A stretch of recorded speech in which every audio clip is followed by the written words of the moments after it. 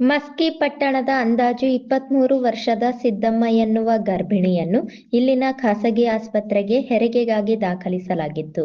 ಆದರೆ ಸೋಮವಾರ ಬಾಣಂತಿ ಮೃತಪಟ್ಟಿದ್ದಾರೆ ಎಂಬ ಮಾಹಿತಿ ಹರಡುತ್ತಿದ್ದಂತೆ ಆಸ್ಪತ್ರೆಯ ಮುಂದೆ ಸಂಬಂಧಿಕರು ಜಮಾವಣೆಗೊಂಡು ಧರಣಿ ನಡೆಸಿ ವೈದ್ಯರ ವಿರುದ್ಧ ಆಕ್ರೋಶ ಹೊರಹಾಕಿದರಲ್ಲದೆ ವೈದ್ಯರ ನಿರ್ಲಕ್ಷ್ಯದಿಂದ ಬಾಣಂತಿ ಮೃತಪಟ್ಟಿದ್ದಾರೆ ಎಂದು ಆರೋಪಿಸಿದ್ದಾರೆ.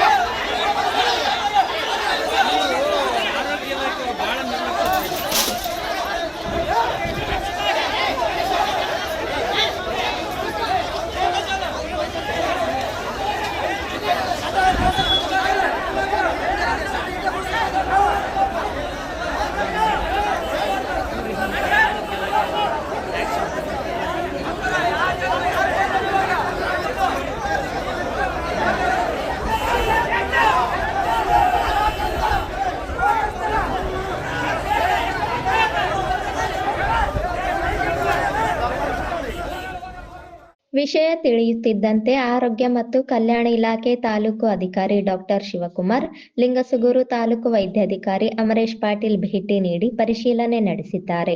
ಆಸ್ಪತ್ರೆಯ ಆವರಣದಲ್ಲಿ ಧರಣಿಯಿಂದ ಉಂಟಾಗಿದ್ದ ಬಿಗುವಿನ ವಾತಾವರಣ ನಿಯಂತ್ರಿಸಲು ಪೊಲೀಸ್ ಸಿಬ್ಬಂದಿಗಳು ಹರಸಾಹಸ ಪಟ್ಟರು.